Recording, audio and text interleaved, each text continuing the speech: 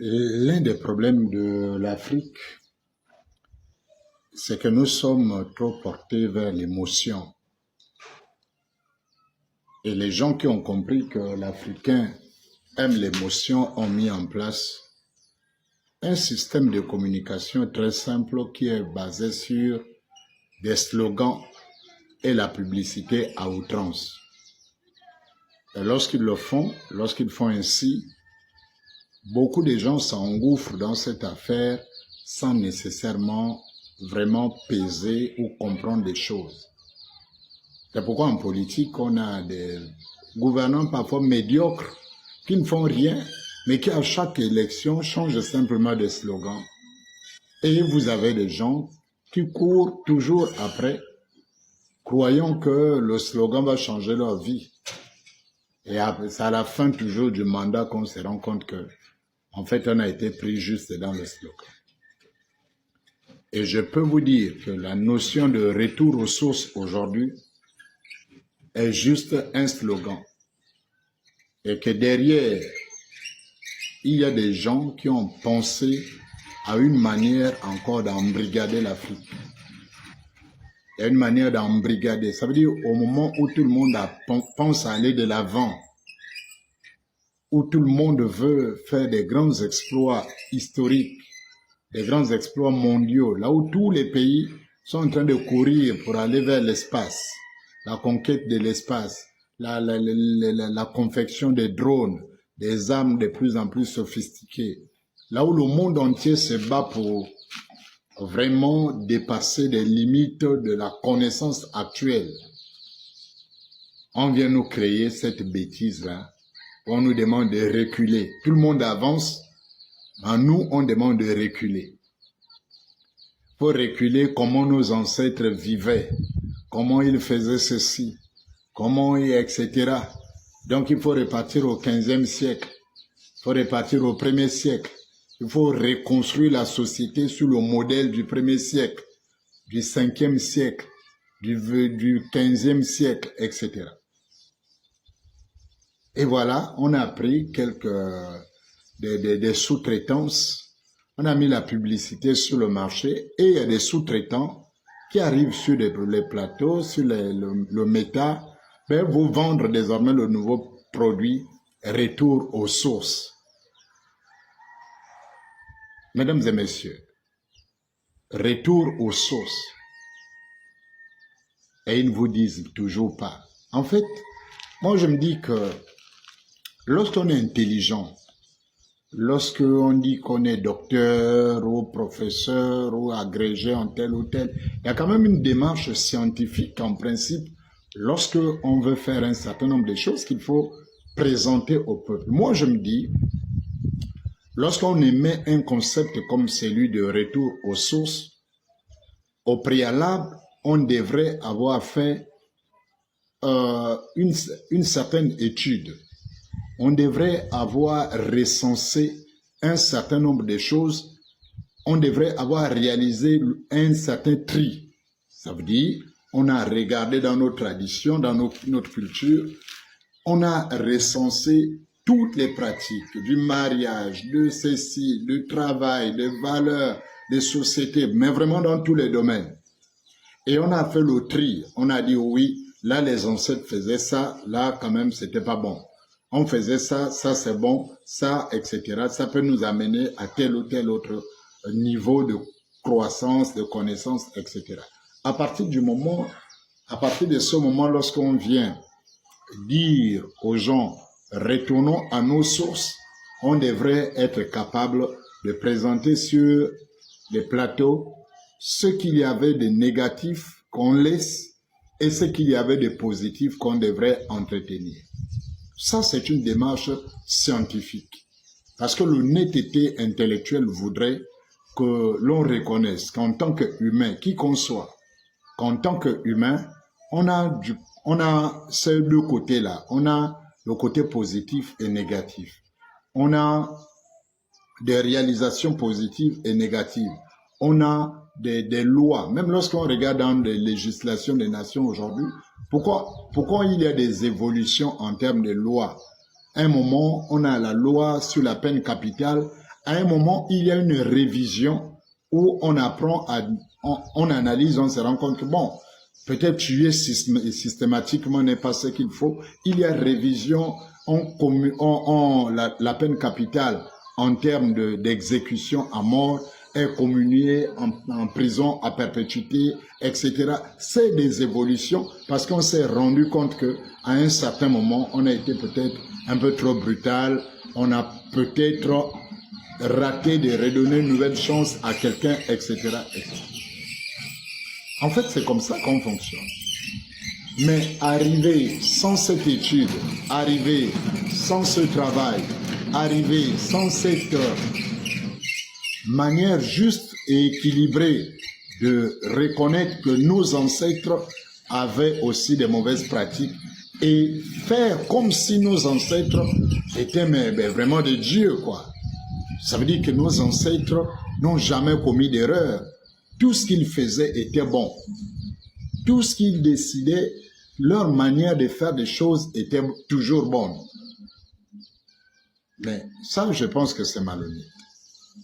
Aujourd'hui, je vais vous montrer un pan de ce que nos ancêtres faisaient et qui continue jusqu'à aujourd'hui dans la société, mais qui est géré en secret, en cachette. Et vous, vous allez décider, vous qui suivez cette vidéo, si c'est bien, si cette manière de faire est bonne, et si vous êtes prêts à la suivre. Nous, au niveau de la Ligue chrétienne anti-animisme, nous trouvons que nos ancêtres étaient des personnes géniales, mais qui, en tant qu'humains, avaient des défauts et pouvaient donc décider de faire des choses, de garder des choses sur une certaine durée de leur vie, mais qui aujourd'hui, au regard de la vie, on se rend compte que c'était pas bon. Prenons, je vous ai parlé dans une vidéo précédente de la mère des jumeaux. La mère des jumeaux, pour garder ses enfants, était obligée de coucher avec le féticheur si elle voulait préserver les enfants. Et donc le féticheur avait le droit de cuissage. Et le père des jumeaux était conscient que le féticheur couche avec sa femme, mais il ne pouvait rien faire parce que la vie de ses enfants en dépendait. Donc la mère s'est retrouvée dans une forme d'humiliation, de prostitution, et le père s'est retrouvé dans une position d'humiliation aussi, d'indignité, parce que savoir que ta femme couche avec un homme et tu ne peux rien faire, tu es obligé de l'accepter, ça devait être vraiment très humiliant pour ces hommes-là. Et c'est ce qui se passait. Et donc, la naissance des jumeaux condamnait la mère des jumeaux à coucher avec le féticheur qui les protégeait et condamnait le père à accepter que le féticheur qui est dans le village couche avec sa femme. Ça, c'est un point sur la naissance des jumeaux. Maintenant, je vais parler du deuxième point qui est le mariage des jumeaux. Quand ces jumeaux ont été vaccinés par ce féticheur, on a mis en eux ce pouvoir-là, diabolique, bien sûr, maléfique, parce que les jumeaux n'ont jamais été des génies qui ont fait quel exploit. Quand vous prenez le Gabon, là, il y a quel exploit que les jumeaux ont fait. Quelle est la réalisation en termes de spiritualité, en termes, je ne sais pas, politique, économique, social, qui est le fait du pouvoir des jumeaux? C'est quoi? Les jumeaux ont fait quoi au Gabon? Les jumeaux ont fait quoi en Afrique? Qui sont ces savants-là qui sont des jumeaux qu'on va dire, voici le fait que ce sont des enfants génies, voici leur réalisation, voici leur production. Vous savez qu'il n'y en a pas. Parce que simplement, c'était un mécanisme de faire asseoir la sorcellerie dans les enfants et de profiter de la naïveté des peuples. Alors, quand le Nganga, le sorcier, avait fini de vacciner les enfants à la sorcellerie, désormais, il fallait les honorer. Quand vous venez faire le présent, vous ne pouviez pas faire un présent à un jumeau et pas à un autre, sinon le malheur vous arrivait forcément, et beaucoup de choses comme ça. Mais les traditionalistes, là, et les gens du retour aux sources ne vous disent pas que maintenant, puisque dans la vie des jumeaux de tous les jours, tout s'est donné deux, il fallait deux. Mais au moment du mariage des jumeaux, qu'est-ce qui se passe? quand un jumeau se marie, qu'est-ce qui se passe? Dans beaucoup de cultures du Gabon, et pendant que je parle là, il y a forcément des jumeaux ou des jumelles qui savent de quoi je parle et qui sont passés par là. Et qui ont honte parce que c'est honteux. Et qui ne peuvent pas l'avouer parce que c'est sale. Alors donc, pour aller droit au but, lorsque on prend donc tous les cas, le cas où les jumeaux sont, on va dire les jumeaux, donc c'est une paire, les deux sont des hommes, ou les deux sont des femelles, donc c'est des jumelles, mais aussi des cas où on a des faux jumeaux mâles-femelles, ça veut dire un homme et une femme. Donc, dans ce Gabon, dans beaucoup de cultures de ce Gabon, des traditions, des rites de ce Gabon-là, on va dire dans les provinces, etc. Là. Lorsque le jumeau se marie, le jumeau A, qui a son frère qui est le jumeau B, lorsque le jumeau A se marie, est-ce que vous savez que de la même manière qu'on leur donne les pièces 100 francs, tous les deux, on les a habitués à ça. On leur paye les habits de la même couleur, on les habitue. Est-ce que vous savez que ça continue jusqu'au jour du mariage? Dans beaucoup de traditions ici au Gabon. Et donc, le jour du mariage, le jumeau A qui vient d'épouser sa belle femme, lorsque on finit la cérémonie devant tous, on va introduire le jumeau 2, mais de la manière la plus discrète possible dans la maison du jumeau A avec sa femme. Et donc, la première nuit du jumeau A avec sa femme, ben, le jumeau B doit participer aux ébats sexuels. Dans ce Gabon, je parle dans ce Gabon. Voilà des pratiques honteuses comme ça. Les gens disent, on revient à la culture. Mais est-ce que vous savez que si on revient aux sources, c'est à ça aussi qu'on doit revenir. Et donc, le jumeau A qui a épousé sa femme, il va partager sa femme avec le jumeau B. Et on va leur dire que c'est la première et la dernière fois que le jumeau B touche à la femme du jumeau A. C'est une manière symbolique pour eux de détacher le lien, puisque désormais, l'autre part en mariage, donc le lien est coupé entre vous. Mais pour que ce lien-là soit coupé entre vous, il faut que le jumeau B ait goûté à la femme du jumeau A. Et lorsque le jumeau B aussi va se marier à son tour, ben on fera entrer le jumeau A de la même manière que le jumeau B avait goûté à la femme du jumeau A. C'est de la même manière que le jumeau A aussi viendra goûter à la femme du jumeau B. Et là, tout est parti désormais. Le jumeau A a goûté à la femme du jumeau B. Le jumeau B a goûté à la femme du jumeau A. Ils sont équitables. Chacun désormais gère son foyer. Ça, c'est le premier cas. Et c'est la même chose pour les jumelles. Donc, si la jumelle A se marie, ben son mari va avoir aussi à toucher à la jumelle B. Et quand la jumelle B va se marier, ben la jumelle A devra venir aussi servir quelque chose au mari de la jumelle A, comme ça s'était passé quand elle s'était mariée. Maintenant, prenons le cas où vous êtes nés jumeaux et jumelles. Alors, c'est la même chose. Lorsque vous êtes nés jumeaux et jumelles, si le jumeau se marie, le jour du mariage du jumeau, donc de l'homme, lorsqu'il va dans sa chambre, on doit introduire la jumelle dans la chambre et la jumelle doit assister aux ébats sexuels entre le jumeau et sa femme pour couper le lien. Donc, si vous êtes le jumeau vous êtes né avec votre sœur jumelle, le jour de votre mariage, la première nuit des noces, votre sœur jumelle doit être là au lit avec vous. Et tu allumes ta femme devant elle. Est-ce que vous imaginez le traumatisme? Quand on parle de mariage, on ne parle pas des jeux de cœur là, on parle des grandes personnes.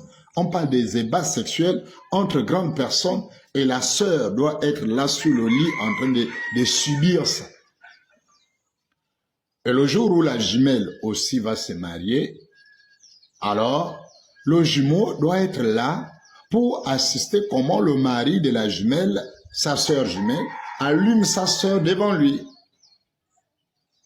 Ça, c'est au Gabon. Ça se passe au Gabon. Ça se passe dans beaucoup de provinces là. Le Goïvindo, Ngounié, à gauche, à droite là. Cette chose existe. Mais elle se fait de manière très discrète parce que c'est honteux en fait. Mais ça se passe dans ce Gabon. Et les femmes qui vont suivre cette vidéo, les jumeaux, les jumelles, les femmes de ces gens-là savent. Pour ceux qui ont respecté le principe de la tradition pure. Peut-être pas dans d'autres provinces. Je ne dis pas tous les peuples du Gabon font ça. Mais je dis il y a des peuples au Gabon qui font ça. Est-ce que ça c'est bien? Que ta femme, ta sœur ait des rapports sexuels avec son mari et tu es là en train de vivre ça, mon frère. Tu vis ça. Ou tu es là, tu as des rapports avec ta femme et ta sœur jumelle est là en train de vivre ça, elle suit ça. Mais les gars, on est fait de chair. Ça veut dire que c'est des choses, ça peut tourner au vinaigre et puis bon, on se mélange. Hein. Pour se mélanger avec ta propre sœur, c'est pas loin dans ce cas-là. Que tu sois là, son mari l'allume, tu es là, mais à un moment, et voilà, le frère même peut lâcher et puis... Voilà les choses qu'il y a dans notre tradition. Et quand les gens disent retournons aux sources, est-ce qu'ils sont aussi partants pour ça? Est-ce qu'ils sont aussi partants pour ça? Là, on parle du mariage des jumeaux. Et l'on connaît personnellement une femme, et vous savez, si ton frère jumeau se marie, toi la sœur, tu refuses d'assister, la sœur va aller dire aux parents que mon frère a refusé de m'honorer, mais on va causer tous les problèmes au frère. Ou on va dire, la sœur va aller se plaindre, ou le frère va aller se plaindre, que j'ai allumé ma sœur, et puis ma sœur jumelle ne m'a pas honoré, elle est sortie, elle n'a pas supporté, elle est sortie, mais la sœur aura des problèmes, on va la convoquer, ça va créer, il faut des cérémonies entières et tout, beaucoup de choses.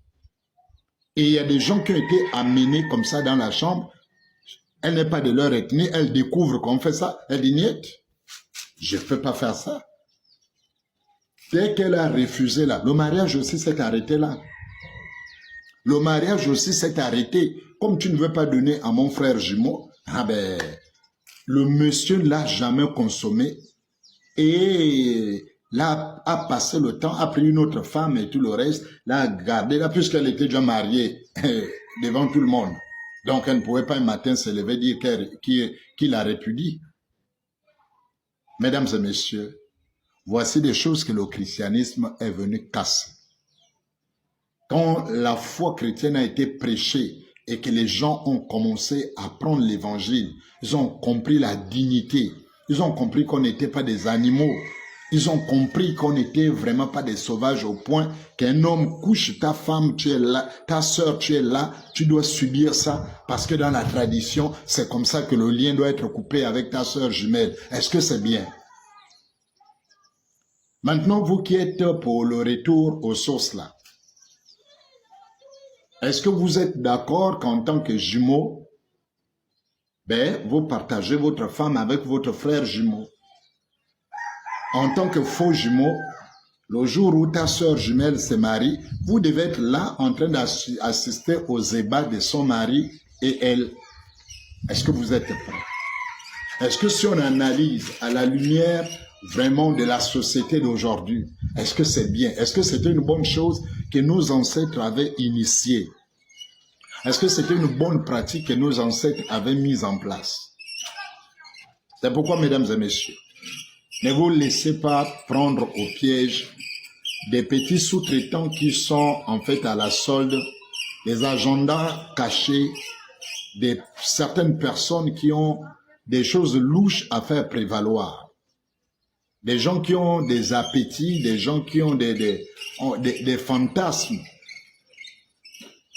bizarres et diaboliques qui étaient bien entretenus dans nos rites et traditions, dans notre culture et qui aimeraient les vivre ouvertement. C'est pourquoi vous trouvez dans certains pays des ministres. Il y a eu dans ce Gabon-là un ministre qui avait 2 sœurs jumelles comme femmes. Mais parce que ça venait de là, lui au moins il a eu le courage de maintenant les récupérer publiquement et d'en faire ses épouses.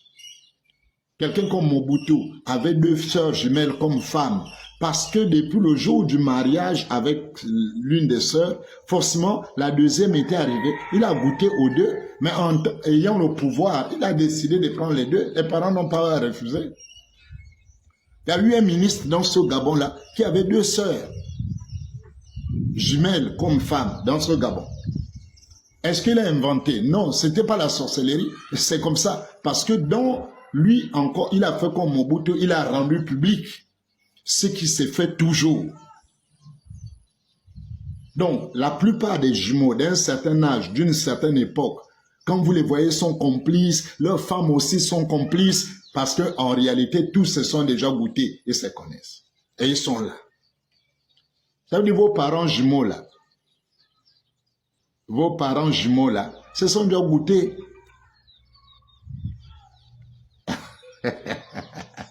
C'est sale. C'est sale. On ne peut pas dire autrement, c'est vraiment sale. Ça là, nos parents avaient mal fait, nos aïeux avaient mal fait, nos ancêtres faisaient mal cette chose-là. Et il faut avoir le courage de dire, oui, c'était mal fait, c'est sale.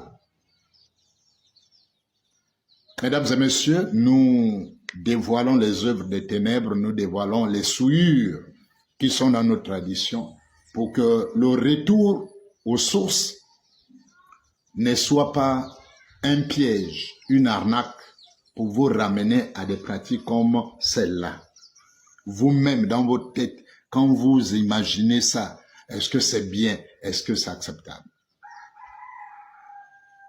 C'était votre serviteur, l'apôtre Paul Ngoumaël, pour vous édifier sur des mauvaises pratiques, pour contrer ces sous-traitants sur les réseaux sociaux qui vous parlent des sources, de retour aux sources, mais qui ne vous apprennent absolument rien.